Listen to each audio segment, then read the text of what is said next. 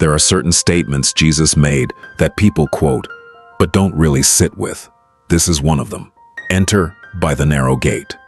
It sounds simple, almost poetic, but Jesus didn't stop there. He said, "For the gate is wide and the way is easy that leads to destruction, and those who enter by it are many. For the gate is narrow and the way is hard that leads to life, and those who find it are few."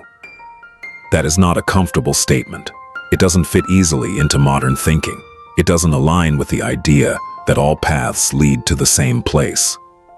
So we need to slow down and ask, what did Jesus actually mean by the narrow gate? The first thing we notice is this: the gate is narrow.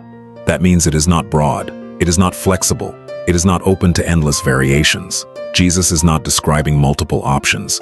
He is describing one. In John 14:6, he says, "I am the way and the truth and the life. No one comes to the Father except through me." That is not a general statement. It is specific. The narrow gate is not a concept. It is a person, and that person is Christ.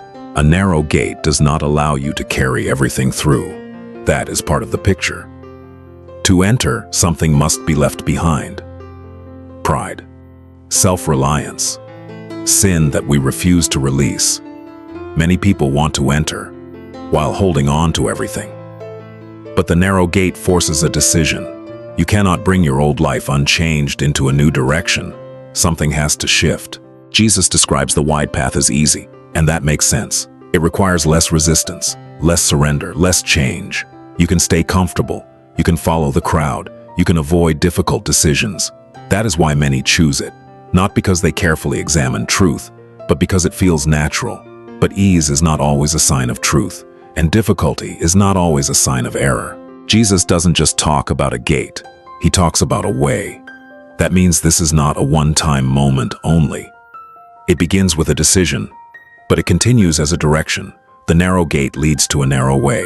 A life shaped by truth. A life shaped by obedience. A life shaped by walking differently. Not perfectly, but intentionally. This may be the hardest part to accept. Jesus said, "Those who find it are few." Not because God is hiding it, but because many are not willing to respond to it. Some hear and ignore. Some delay. Some adjust the message to make it easier.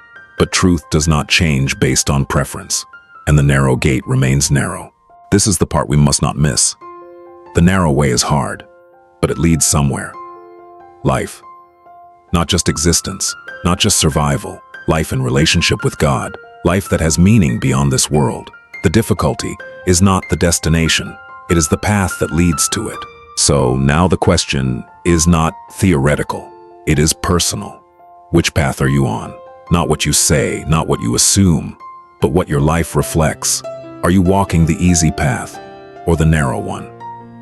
Because Jesus did not describe two paths to confuse us. He described them to clarify. And the invitation remains. Enter through the narrow gate. Take time with this. Don't rush past it. Because some truths are not meant to be quickly agreed with. They are meant to be carefully considered and honestly responded to.